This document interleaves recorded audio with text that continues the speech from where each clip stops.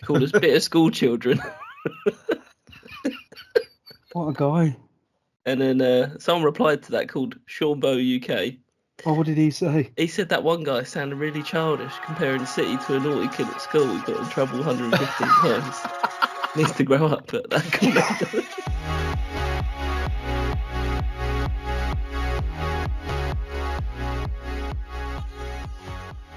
Hello, welcome to episode 20 of the 2D Sportsbar. We're back with George and Sean. Yup. You're right. And after last week's episode, we got a lot to say, had a few comments, and we love to see it. That's 115. That's what I need to say. So obviously we was talking about Man City last time. It was a bit harsh. What do you guys think? Far from it, because they know if anyone's going to react about it, they know it's true and there's something is going to come back.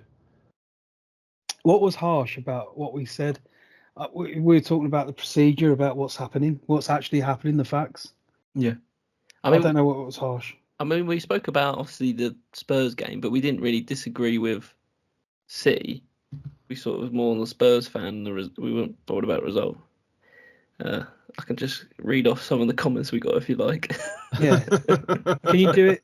Can you do it in like a Mank Noel Gallagher Oasis type accent? No, I'm not going to do that one. Oh, why not? Nah, come on, Dale. You could do it. No, we got Sunshine. MCFC Blue Moon 4 times. He's obviously updated that from the other day when they won. He called us bitter school children. What a guy. He I must wish have I been was still at school, but yeah.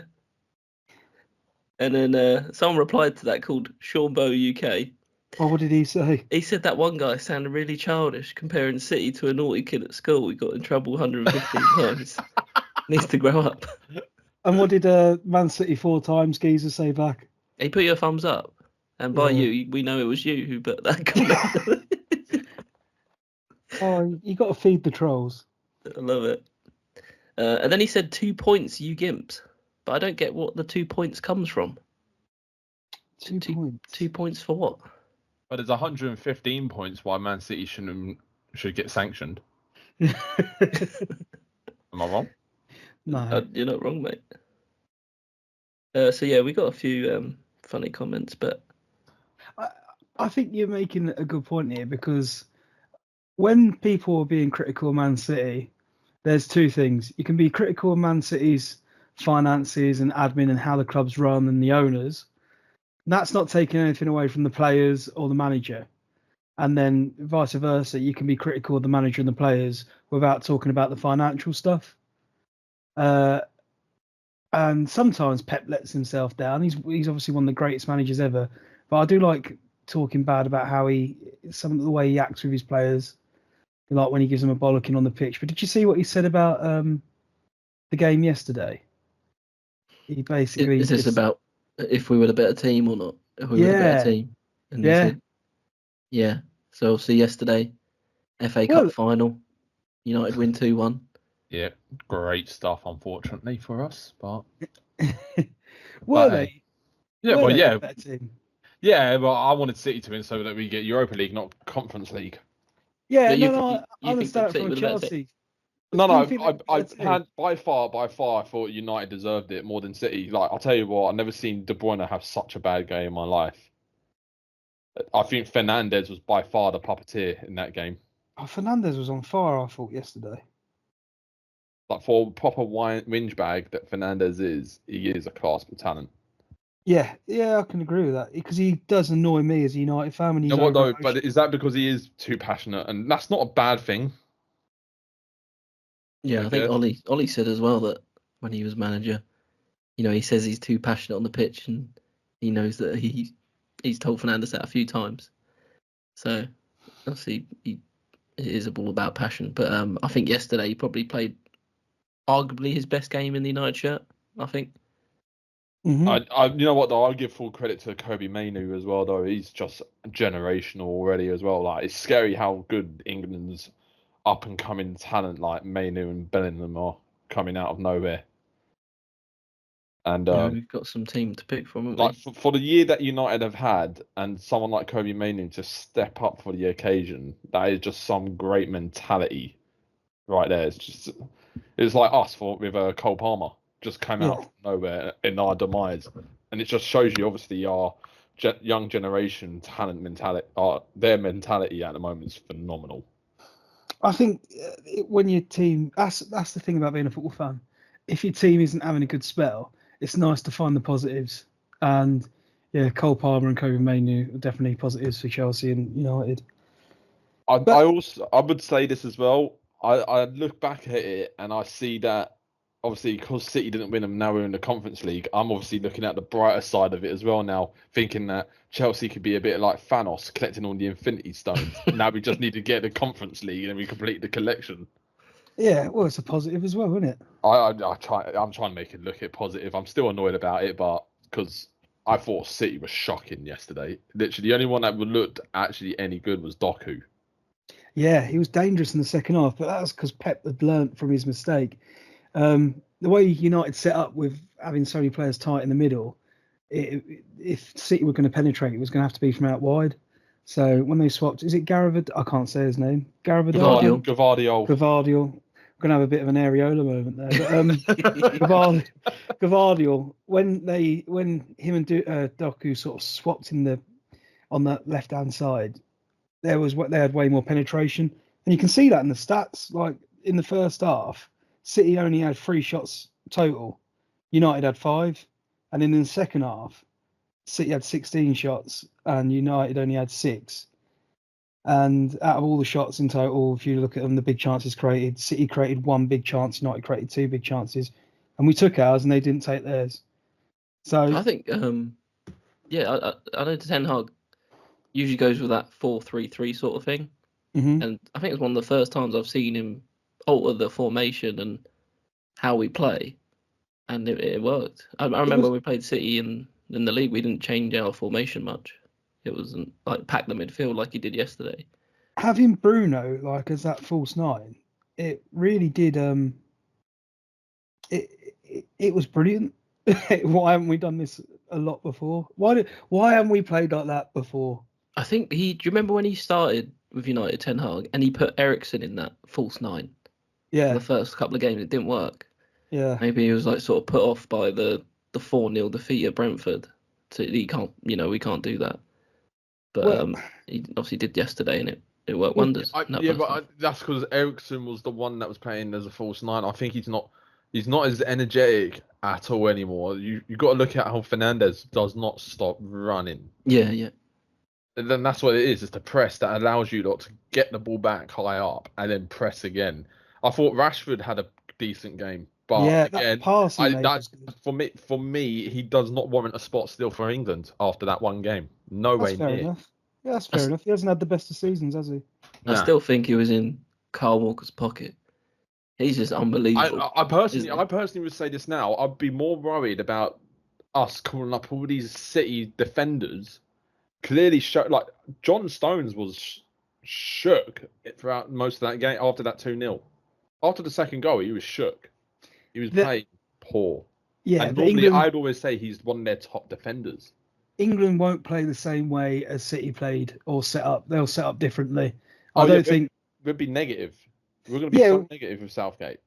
Yeah, having with tournament football, it is generally more negative because apparently the philosophy behind it is the teams that win are the ones that don't let in any goals.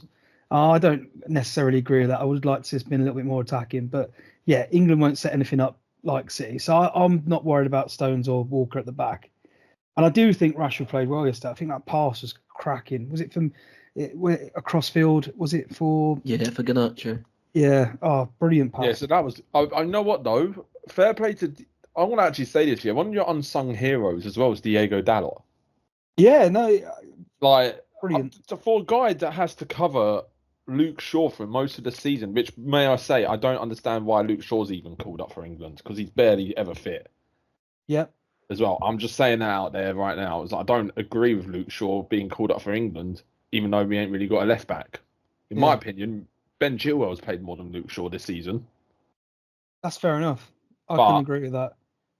Again, I'm pretty sure there's another left back that deserves more of a chance than all of them. So, We're a but bit short on left back, aren't we, for England? yeah, It is chill. I remember when I went to the Brazil game and it was Chilwell, and he didn't have a great game at all. No, he didn't. Yeah, but that's the thing. I remember the time when we had all these great left backs at one point, and then we had only Glenn Johnson as the right back. Just seems like the roles are reversed for England's selections. It's just a pain in the backside, really. Anyway, back to the final yesterday. I think that Martinez was unbelievable. Oh, did you see him talking to Kyle Walker when he was Yeah. he literally said, "Let's go off the pitch and have a fight." He is a passionate guy. I really like Martinez, and he's been missed so much this season. Yeah, definitely. I think your problem with Martinez, and I will say this, he is one of Ten Hag's best signings, and I actually was ripping into him for how small he is as a centre back, thinking he is not going to survive against big strikers. But he clearly showed yesterday I'm wrong with like the likes of Haaland. Mm-hmm. He didn't do much, did he, yesterday, Haaland? No, Haaland was struggling. Like he obviously had that one chance where he hit the bar. Yeah, by us playing so tight, it stopped Foden and Kevin De Bruyne from creating. Therefore, and Roy Keane's right, because Haaland hasn't got the ability to play, to create stuff from the way that say like Harry Kane, who can drop deeper and can play the ball a bit more. Haaland hasn't got that. Yeah, he's a sensational finisher, but because his routes to goal were cut out, he did struggle. Ten Hag yesterday set that team up. It's almost too good to be true. It's almost like he phoned his old mate up Pep and said, "Do you fancy giving us one?" Because to me, it just doesn't like it. It was perfect. It was absolutely perfect. Yeah, I think there's a lot of energy for the players. Do you think Rooney's statement as well, that the players were not feigning injury, but saying that they were injured and really couldn't play for the league and waiting for the cup final, because most of the team was back in that cup final? Well, so yeah, that is a possibility, and there's also the chance that they reckon Casemiro might have pulled up with air brackets injury before the game. I suppose mentality wise, if you're ready or if you're not ready. Yeah. Maybe some. Yeah. I was just saying as well, like Amrabat, what game he had? Where was that all season? Sensational. I still I still don't think he's your answer. Oh no, not at all. But the game he had yesterday. Well, look, he was a very safe decision-making player throughout that game, where he was just passing sideways and backwards a lot. I think it was his work off the ball. Yeah, and it was. But the problem for him, he lost a lot of the ball as well. But football fans are looking for, like, when you said then, he's not your answer. But I think it's teams. It's not players that your answer. It's teams, and the stuff he does, like Dylan said, off the ball. That's what he's good at. That's what he did yesterday. What made him so important. Him and Scott McTominay running about basically for 90 minutes. Yeah, but look, I know that you lot are so happy about obviously winning yesterday, but I still think like Man City were just poor. They were just piss poor yesterday. They were poor. I know they obviously went out. Like, I wouldn't even be. Like, I actually got annoyed when we lost to City in the final, because I thought we were by far the better team, and they got away with a handball, which was a stonewall pen, in my opinion, from that free kick against Palmer. But don't get me City wrong. played you in the semi, right? Yeah, and that was they the game. They didn't play very well either. No, did they? no, we were better. We were the better team, and when Grealish, like I said, Grealish handballed it, but VAR again lets everything down. Such a pointless system. I don't agree with VAR. I just can't stand. I'm rather controversial with decision making there and then than spending 5 minutes to still do the wrong decision. I mean, United shouldn't be there from the semi-final. Were terrible. Did you see Anthony? I don't know if it's true, but someone came out as a news report saying that Anthony said now that he can't believe he's won a trophy before Kane did. That's gotta be. It's got to be fake. I think it is fake, but you know what? At the same time, I wouldn't be surprised if Anthony came out and said that after him and he did the cup in his ears against the Coventry City players. Does that not make you like him more? No, he's a dickhead still. I can't stand him. Oh, well, if he's done that, I think he's got some character. Oh, don't start getting lost in his antics now, Sean. All right. No, it's just that one comment. It's quite funny. I don't think City played awful yesterday. I just think they weren't allowed to play. Yeah, I think so. Especially that first half. Everything like the way they wanted to play, they weren't able to because of the bodies in the middle. And the intensity. So I think it's a bit harsh on United to say that, oh, City were awful. Yeah, it's because United made them play awful. They had a few chances. Well, actually, firstly, I want to ask, for Pep being an elite manager, to take 45 minutes to alter the team, do you think that was too late? Or do you think the players should use their initiative and know that, we're packed in the middle? Let's stick on the touchlines a bit more. Bernardo Silva, get out there. And I thought Bernardo Silva was very isolated. I feel like their wide play was completely nullified by the compactness of what you lot were doing that deep at the back, and then you were countering. I think the thing is, you could tell that your system completely worked with this. You absorbed their attack a lot of the time and drawn them in further and further, and then caught them on the break. Like, that's a gamble alone, just allowing City attack, and then you just caught them on the break with some great passes through. I wouldn't say they were attack. They just at times had the ball and just. Do you think they controlled the game first half, possession-wise as well? I didn't even look at the stats to say that I think they did. I think you had them in the first half. I think the first half literally dictated the game. I think you rattled them. I think De Bruyne was just not all there. Like, everyone was complaining that how could you sub him off? But when you watch him, that free kick he did was absolutely shocking for that sort of player. Yeah, he wasn't there, was he? No, he weren't there. I think Fernandez literally must have space jammed him before the game and took all of his power. You just asked the question, Dylan. Should Pep have reacted quicker than the 45 minutes, and should have City the players shown some initiative? Well, no, I think Pep reacted at the right amount of time. You can see when he did make the changes that City were more involved in the game. They had way more shots than what they did in the first half. Yeah.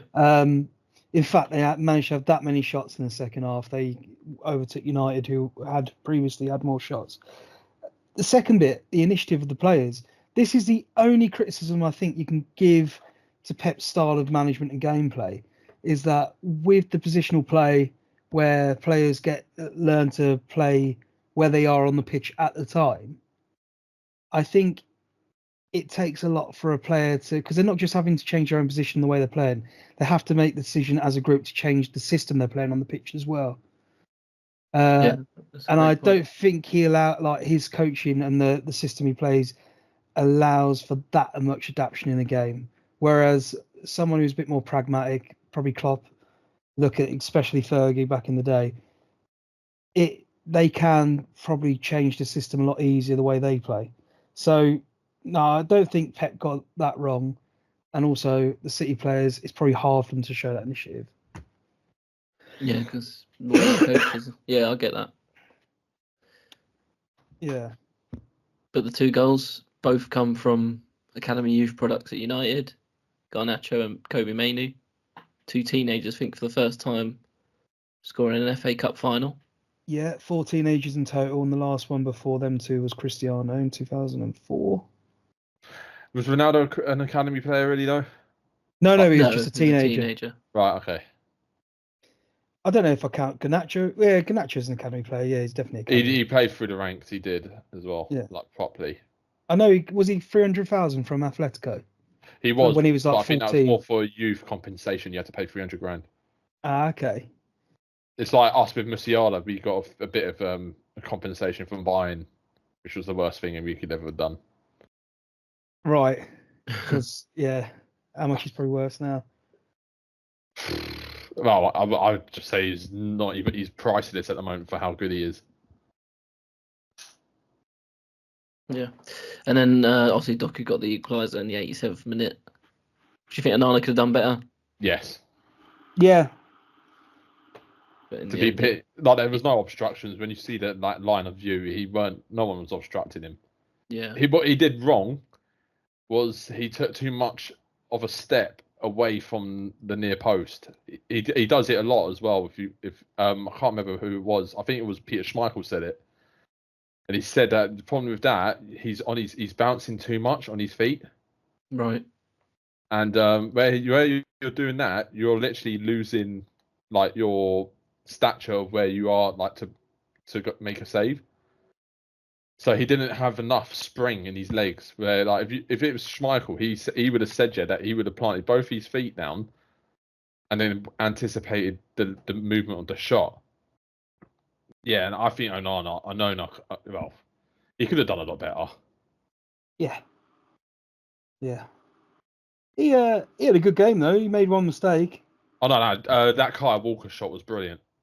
That save. Yeah, it was a strong hand, wasn't it? Yeah, no, Don't get me me wrong. Yesterday, didn't he? A couple of shots from outside the box.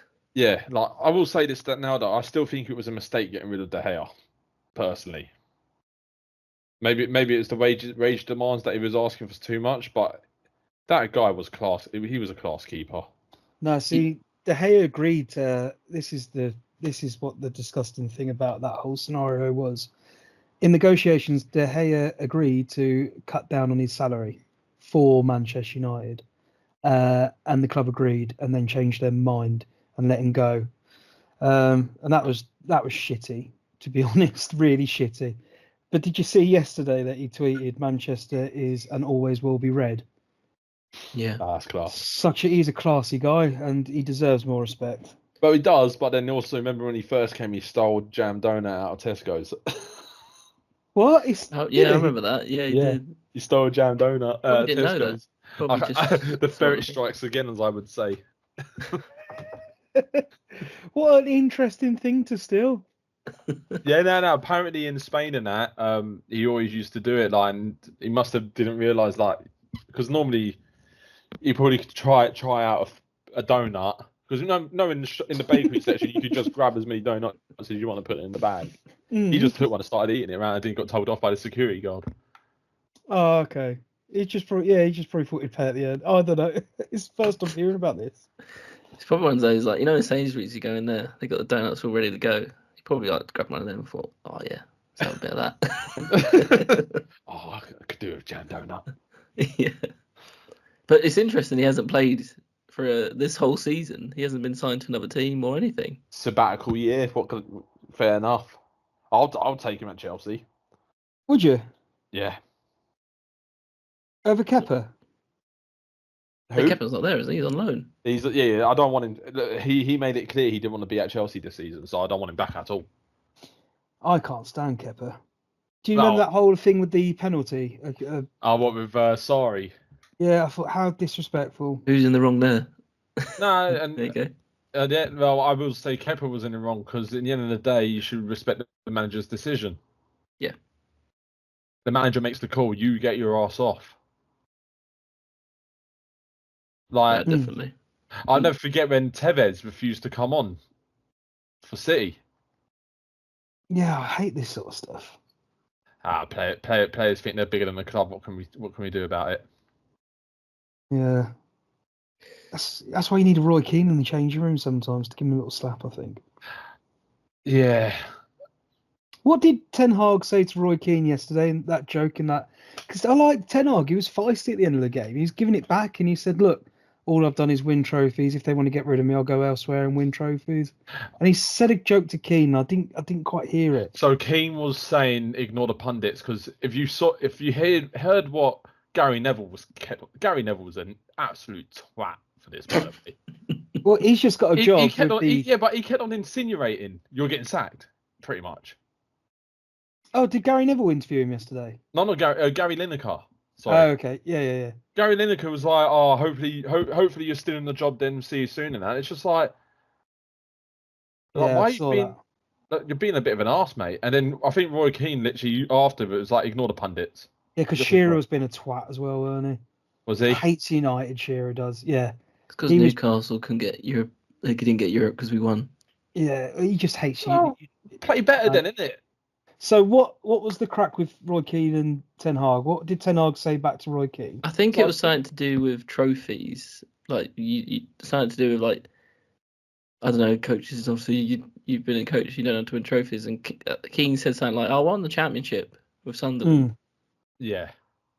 I didn't hear what Ten Hag said, but I know Keane said, "I won the championship with Sunderland, mind you."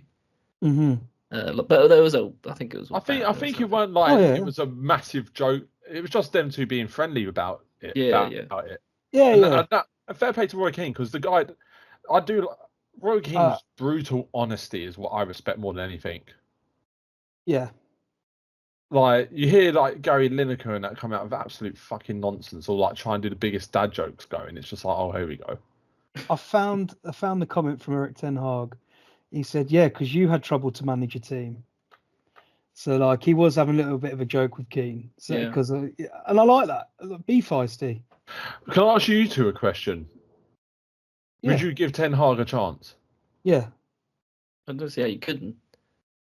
But I think we said a couple of weeks ago we would give him a chance regardless of the cup final. The definition of insanity is doing the same thing over and over again and expecting different results. And all we've done is got rid of managers.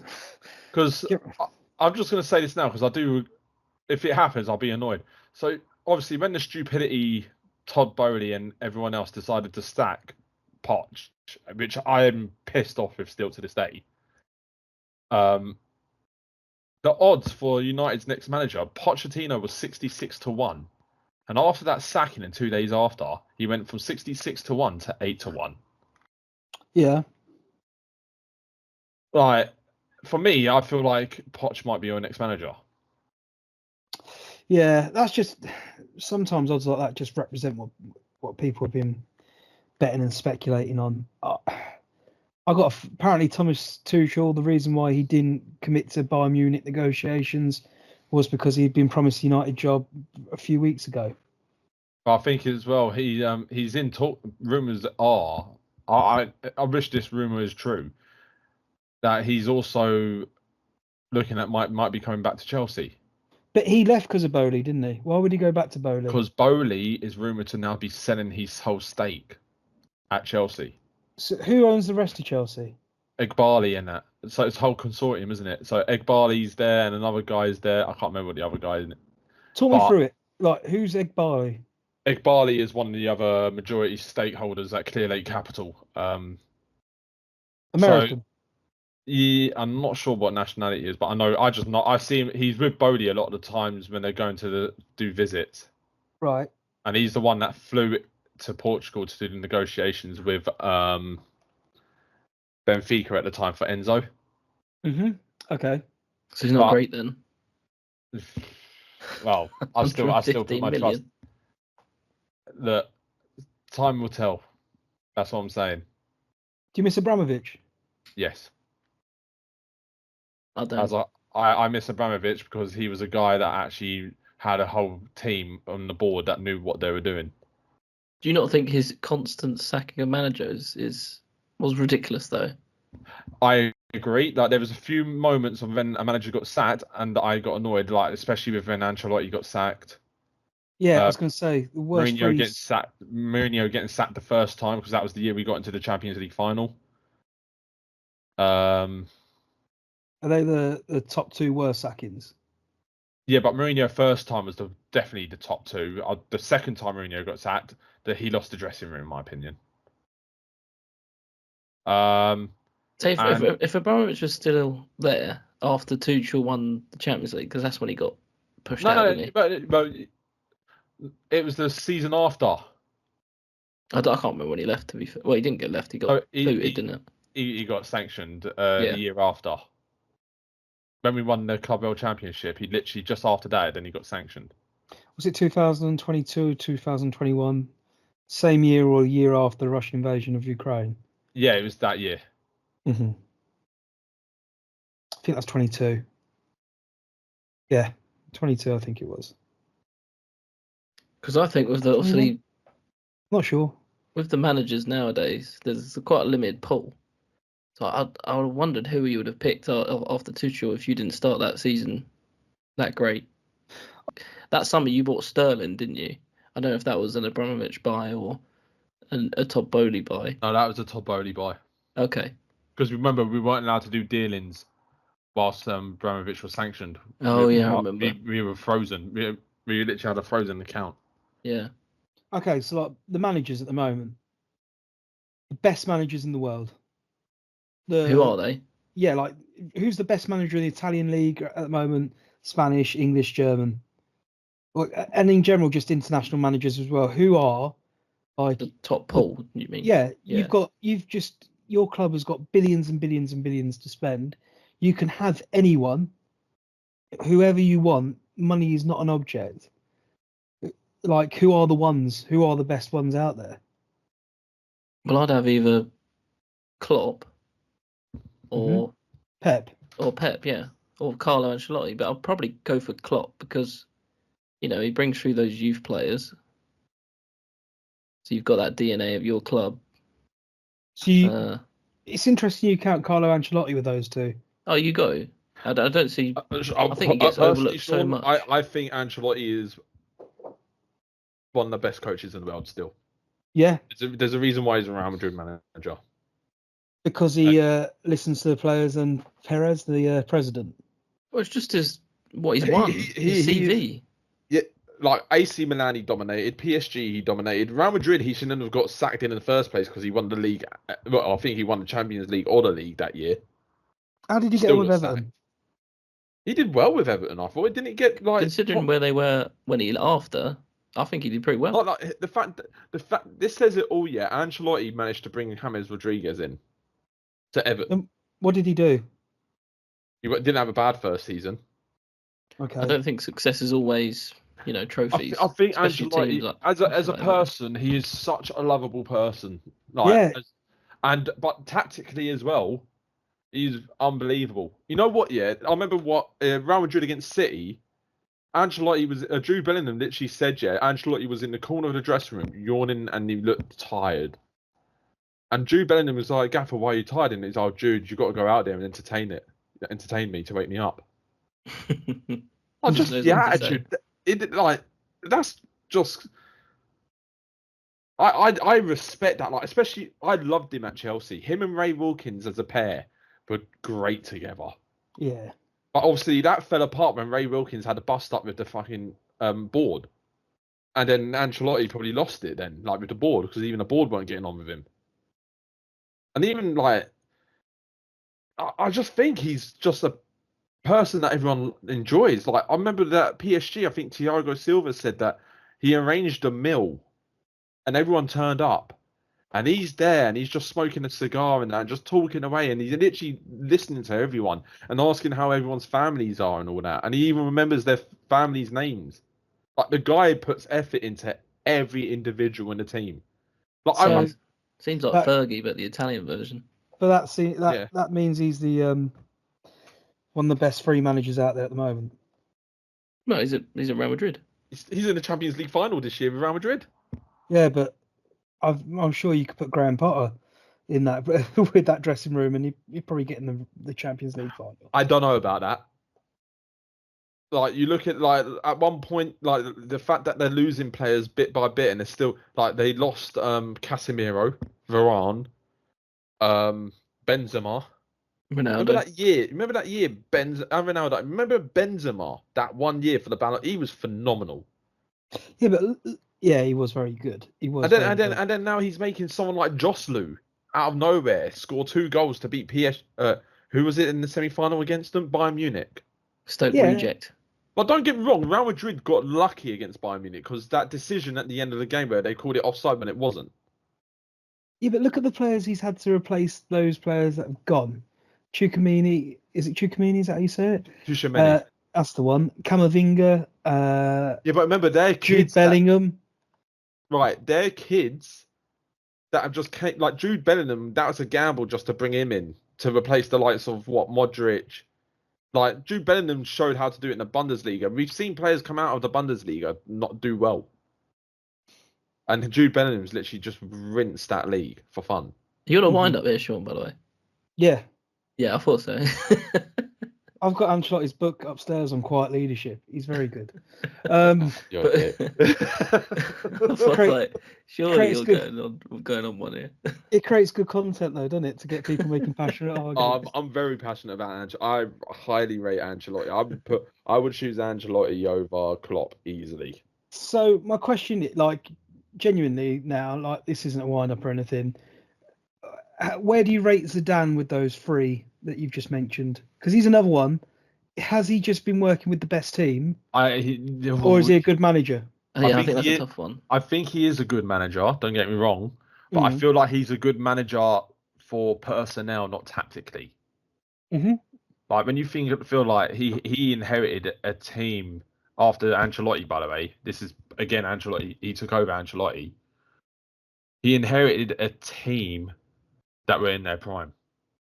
So Zidane, is he in the top 10 of managers alive at the moment, or working? If you're gonna go by like what he's won in that, yeah, he would be. But what could he? Yeah, all right, okay. Next, I suppose we've got to look at like the likes of your Xavi Alonso's, Nagelsmann's, Tuchel's, your Bundesliga guys. What do you reckon? I think Xavi Alonso needs to be assessed next season. Yeah, I rate him. Not the greatest for you. I rate him. No, I rate him. He's when you compare him to the likes of what Pep, Klopp, they're matured man. They're seasoned managers. Xabi Alonso is not exactly a seasoned manager. Yeah, no, not at all. He's done phenomenal. Don't get me wrong. He's done amazing. May I say though, that Atalanta match, Ademola Lookman made his tactics. His defense useless. Yeah, pressed very high in that game, though, Atalanta. Yeah. They did have the ball at the back. Didn't let him have time and just pressed them very well. This is the thing. Go on, George. I don't think he's... Yeah, like I'm going to say, he needs another 5 years under his belt to actually be dictated on how well he's done as a manager. Yeah, I'm glad you said that, because this is the thing that a lot of people do. They did it with De Zerbi. Like, they will... It's like the FIFA sort of analogy again. Oh, look, there's the gold Ultimate Team cards come out of this player. He must be good in real life. And people do that with managers. Like, they'll have a good season. They'll be like, oh, he's sensational. He's someone that you definitely need. And I just feel like managers like De Zerbi now, they've finished the season. They've just sort of gone off in a fart. We are very short term to judge who's good and who isn't. Well, there's that one manager that everyone's linked with, Kieran McKenna. Yeah. Now, Kieran McKenna, like, what's his CV? So he was at United under Ollie, and this backs my Eric Ten Hag argument up. The two coaches Ollie had were Carrick and Kieran McKenna. Both have gone off and had success. Kieran McKenna in the meantime has got double promotion with his team. Back to back, League One, Championship, Premiership. Yeah, that's fantastic. So there you go. Don't keep changing managers and coaches. Start looking at the players. I would say that he has got some credibility of being a good manager of what he's done so far, but I'm not putting him up there with the likes of your Ancelotti's, Klopps and Peps. He's not in the top 10, but the news outlets would make you think that the way they talk about someone ever so quickly, they build him up really quick. Oh yeah, look at Potter. He was linked in that top coach bracket, and now he's not even mentioned anymore. George is the perfect person to talk about Potter. What do you think? Don't rate him. I think he's too weak. I feel like he's just too pally. Like, don't get me wrong. I love, like, when I look at a manager, I want someone that's ruthless as a manager as well. That can be ruthless. So, like, I know Ancelotti was ruthless. Like if he weren't going his way, he'd be mad. He'll raise that eyebrow. You know, you're getting there. You're getting, as Fergie would say, the hairdryer treatment. Mm-hmm. The thing is, you've got managers that are too pally, but when they hit that big stage of players, egos, then you're going to struggle. Because a lot of them players are going to be like, who the fuck are you? So, like, that's why I love Tuchel, because I feel like Tuchel told players how it was as well. He told him, but I think obviously Tuchel is a bit of a nightmare to handle from an owner's point of view. Like, you look at the clubs he's been at, he's full now of every board, like every club he's been at. Like, yeah, but I don't blame him for falling out of our new board, though. Like, Okay, you look how stupid they are. He fell out of Fair enough. PSG. Yeah, but then he brought PSG into a final in the Champions League. They lost. Yeah, but still, he got them closer than ever. Like PSG's dreams to win the Champions League. Yeah, he was stepping in the right direction. Was he not? Don't you feel like he was? I don't know. Obviously, I don't really watch the French football that often. So. No. I don't really watch it, but like, and also for them to get into the final of Champions League, but he also had to deal with players' egos like Mbappe, Neymar. Cool, there's loads of them that he had to deal with. Di Maria? Was he there or had he gone? Yeah, but I feel like he's a seasoned. I highly rate Di Maria.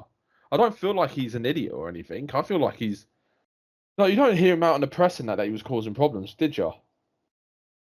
Not as much as what you would hear Mbappe and Neymar do. Yeah, no, I just got sour grapes about how he left United. But I feel like his home did get robbed. Yeah, but look, it's just a bit of Manchester bants, isn't it? Everyone gets robbed in Manchester. Yeah, but then that's not it, though, is it really? Because when he was probably living in Real Madrid and that, he was well secure. He had everything looked after. I don't know. I think we've gone off a bit off topic. Yeah, again, we always do. But I was watching the overlap the other day, and they were saying the best top 5 managers in the Prem history. And yeah, I saw. A couple of them had Pep at the top. Some had Fergie. Who would your top 5 be? Because Carragher said, like, obviously that Fergie came into United and took 6 years to win the title, but he said the question was Premier League manager. And Fergie made that 6 years pre-Premier League, if you know what I mean. He started at 86, and in 92 was first league he won, but that was the first league in the Prem. I think you can't look too far away from Felix Magath, the old fool.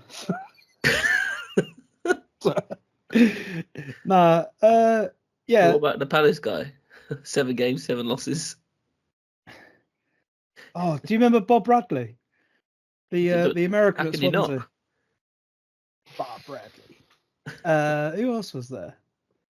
No, honestly, 5 best Premier League managers. Mine are Fergie, Klopp, Mourinho, Pep, Ancelotti. Is that Pep at 4? Yeah, Pep. Wait. Sean, you're not putting Arsene Wenger in there? No, he'd probably be 6th. I'm sorry, but he's over Klopp for me. Why? Well, Invincibles for starters. And Klopp only won 1 Prem. Klopp's only won 1 Prem in 8 years. Wait for the charges to go through. What? No. For who? No, because that's for City, innit? Yeah. And who's getting awarded the Premier League titles when the charges go through? Tottenham, I think, is one of them. Yeah. I think Liverpool are getting a few. I think Liverpool only getting 1. I know United are getting 1. That ain't going to happen, guys. Not that anyone wants it. The charges are going to happen. I don't think they're stripped titles. Because at the end of the day, what matters is the 11 players on the pitch. I'm just being facetious with that. What I'm saying is that Klopp, he's built his team with less money competing against Pep. Wenger, fantastic manager, but didn't use as much money either. And when you say didn't use as much money, but Klopp did use quite a bit of money to rebuild that team. Yeah, let me just finish what I'm saying. Yeah. So Klopp, when his rebuilds with his team, he was competing on all fronts. Champions League, going deep into games into the tournament, going deep in the Prem against arguably one of the best set up teams we've ever seen in Man City. Wenger, sensational. He was competing against United. Obviously, Ferguson's great. But this is before Mourinho, when Wenger had his most success. Mourinho turns up, Wenger becomes a shrinking violet. So he hasn't got the longevity. He didn't have the adaptation that the other managers, I think, have had. I think, he struggled after 04.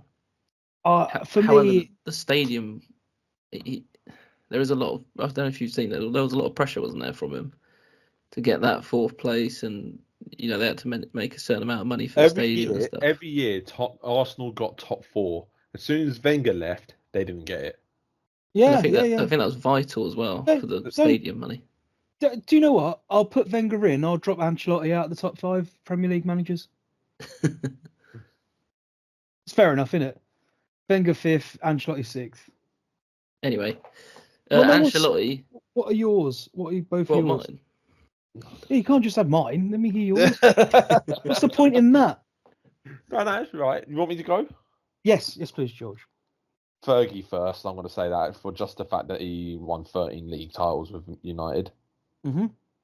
I will say Pep, but in brackets pending 115. Fair enough. I'm joking. Pep's world class overall. I feel like. Third, I'm going to say Jose. Not for just what he did. He even got United a trophy or 2 and finished 2nd place. Exactly. Yeah. So what I just said, Fergie, Pep, Mourinho. Actually, I'm going to swap Mourinho with Pep. You put Mourinho second. On the basis of his unbeaten home record for how long that lasted. Oh yeah. But I will put Wenger 4th. So, yeah. Fergie, Mourinho, Pep, Wenger. And then I will put Klopp 5th. Okay. I personally, if I did worldwide rankings, Ancelotti would be higher than a lot of them. But the reason why I'm not putting Ancelotti in there is because obviously it doesn't justify how long he was for Chelsea and Everton. Yeah. So I'm obviously looking at the long periods of the manager's reigns have been. So that's why I said Fergie's higher up than Pep, because the fact is he made United an absolute. He won the league with United with that team. That last league he won with United, that team should never, on paper, should never won the league. It was a decent team. It was an aging team. But it was an aging, yeah. But when David Moyes came in, that team just fell apart. But that just says how good Fergie was, wasn't it? Exactly. That's what I'm saying. I think Fergie was just phenomenal. I would say if we did a world ranking, I would still put Fergie, Pep, and Ancelotti as the top 3. Mm. But don't get it wrong, Ancelotti at Chelsea, we scored over 100 goals in a season. I think we did. Ancelotti and Conte won the same amount of trophies, apart from a Community Shield. Yeah, but my issue George doesn't like Conte. I'm unhappy with Conte and his dealings with when you have a 20-goal a season striker come and then by phone he goes, "I don't want you coming back." Mm. Who was that? Diego Costa. Oh, okay, yeah. He lost the dressing room straight away when he did that. I would have Gus Hiddink. Yeah, but Gus Hiddink is a good manager. International level, he was phenomenal. But he must be good. You've had him twice. Well, yeah, as an interim, he weren't there long. Like I said, he weren't long enough. I love Tuchel. I feel like Tuchel, when he came to Chelsea first time and we had that team, he made all the top 6 struggle. But that doesn't warrant him being one of the best coaches ever in the Prem. Is there any early managers in the Prem that are sort of overlooked because everyone looks at current day sort of things? Kevin Keegan, Kenny Dalglish. Dalglish won it with Blackburn, didn't he? Yeah. Yeah, you got Kevin Keegan with Newcastle. How well he was doing with them. Yeah, he never won it, did he? But to be fair, I was too young. I was too young to remember that. So I can't really remember that era of when you had players like Andy Cole, Dwight York, Zola. I remember Zola a lot later on still. Is that when Chelsea didn't have the Russian oil money? That's interesting, that. Yeah, but funny you should say that. He was still winning stuff back then. Yeah, I was about to say that. Vialli, his honours at Chelsea are fantastic. And he doesn't get spoke about enough, because imagine if he had that Russian money. He was a player manager as well, wasn't he? Yeah, he was. Yeah. Yeah. He won the FA Cup. He was always loved by Chelsea through and through. We had I'll never forget when we had Ruud Gullit in our team as well. Mm-hmm. Like, whenever I play FIFA and I see Ruud Hullit's card, phenomenal when I go in the history and I see him playing as Chelsea, I'm like, we actually had a player of that stature at Chelsea then. Chelsea were... Ken Bates was not a bad owner for Chelsea. Like, the fact that he bought Chelsea for £1. Yeah. And he did that. Rafa Benitez done well. Yeah, I don't know. Well, that's another shout for Liverpool, Rafa Benitez. Yeah. But he doesn't get in my top 5. No, he's an honourable He's an honourable mention. He's an honourable mention. Let's just put it that way. Dylan, you done yours? No. Can't get my word in. Oh, come on. I can't get bloody word in. You two. I've got a bar of chocolate in the fridge I'm after. I'd say Fergie, Pep, and then Jose, Wenger, Klopp. Just because, they probably won more Premier Leagues than Klopp. That's why Klopp's last. Jose seemed to always get the better of Wenger. Oh, 100%. So that's why he goes ahead of him. And then, Pep for how many he's won. Regardless of the charges, of course. You've got, as he said before, like, other clubs have spent that money, like a lot of money, and he's won it with the team and the players that he had, and then obviously Fergie. I'm not drinking the Pep Kool-Aid. He Bayern Munich, Barcelona, Man City. Which player do you want, Pep? This one, done. He can have it. No, he's not for me. I'd love to see Pep at a lower club. With Bayern, he didn't spend as much. He couldn't. The Bayern's profile weren't that. They just said, "I'll tell you what, we'll just wait for the player to be a free agent, then we'll snatch him." Yeah, but this is the sneakiness about clubs. What deals are being done around that with agents still? Talking about Ancelotti earlier, so obviously last game of this season, Champions League final. We've got Dortmund v Madrid at Wembley. Yeah. Jadon Sancho is showcasing England for Dortmund. He's not in the Euro squad. And then we got Bellingham for Real Madrid. Do you think Madrid's going to win it? Do you think Dortmund's going to win it? What are your thoughts on this one? It's weird, really, because I've seen teams before like Dortmund where they just get the grit in and get it done. But Ancelotti just needs to raise that eyebrow, and I think it's game over. I personally think anyway it'd be Real Madrid wins. They've got too much. Yeah, they've got too much quality. I don't feel like Dortmund can compete. Real Madrid are too good. I think it's kind of a sort of a game from yesterday, in a way, where you've got the heavy favourite team, and then you've got the less favourite team that could work harder. If Dortmund win it, it's a fairy tale. Let's just put it that way, because you got Marco Reus's last game for Dortmund. Is it? Yeah, he's going. What servant he's been? Oh, I rated him even when he was at Mönchengladbach. Mm-hmm. You got that other young English kid. Is it Beno Gittins? I don't know, mate. He's from Man City's youth as well. It seems like Dortmund always poach off from City's youth because they've also got that young German kid, Nemencha, who played for City as well. Oh, right, okay. Beno Gittins is a player to watch for the future, in my opinion. But Jadon Sancho is definitely one to keep an eye on because for me, and I said this to one of my mates yesterday, it clearly shows you when a player goes out of England to focus on football elsewhere, they do excel a lot better. Because when you think about it, Sancho at United, he was probably with his friends all the time, just not even focusing on football. Yeah, that's a good point. Where you've got players like with Jude Bellingham, he's got his parents in Spain and he's focused on football non-stop. I feel like Jude Bellingham, though, is just a different caliber of human than Jadon Sancho. I feel like Jadon Sancho needs to be in the right environment, though, to be better. Yeah, whereas I feel like Jude Bellingham, you could put him anywhere and he'd excel. He probably would. I probably would agree with you, but I think it's also he's got his parents, his mum as his agent as well. Right. So it's like a close, tight-knit thing. Yeah, because sometimes I've noticed when Bellingham weren't playing, you'll watch him in the stands just sitting there and his mum's sitting like 2 seats away from him watching the game.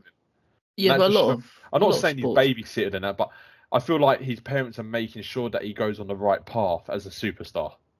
a lot of sportsmen have their parents' influence though as a manager. Look at Lewis Hamilton; he had his dad as his manager for a good few years, and then obviously they had sort of an argument.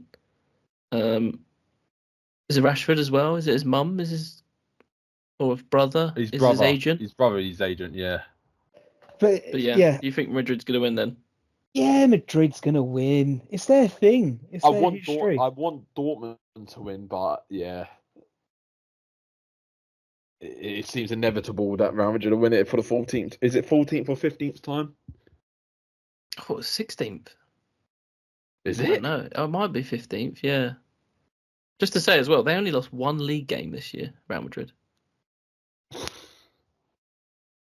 Mad, isn't it? Won 29, drew 8, lost 1. Was Dortmund finished 5th in their league. Just looking at the stands. I was just checking who. Oh, Jude Bellingham's fell out of the top goal scorers list as well. That's one player to keep an eye on for Villarreal. Sorloth. Villarreal. Yeah, you got another Norwegian striker called Alexander Sorloth. Oh, okay. He's second top goal scorer, 23 goals, 6 assists, and then above you got I don't know how to pronounce his name. Artem Dovbyk from Ukraine. He plays for Girona. He scored a hat trick yesterday. I think definitely coming up we'll do like some episodes where we like go over transfers and players to watch and stuff like that. Oh, definitely. We should we should play some games where we make predictions on players and where they're moving to and whatnot. I would quite like to do a bit of a fancy transfer over the summer. Yeah. So many points for right league, right team if players move. And then we could do like a predictions in the start of the next season as well. Yeah, I'm sure there's like a game or a model we can follow to do. I'm gonna look into that. I'm gonna that sounds like a good. I'm probably just gonna hear out what Fabrizio Romano says. He'll just say as soon as you hear here we go, that's it. You know it's official. like I know that we just signed a Brazilian kid from Palmeiras, William Esteval. Yeah, I don't know. Apparently he's meant to be. His nickname is Messinho. My mate didn't believe that his dad left his mum until Fabrizio tweeted about it. He's the authority. Here we go. Divorce incoming. And Stan has moved in with Gene.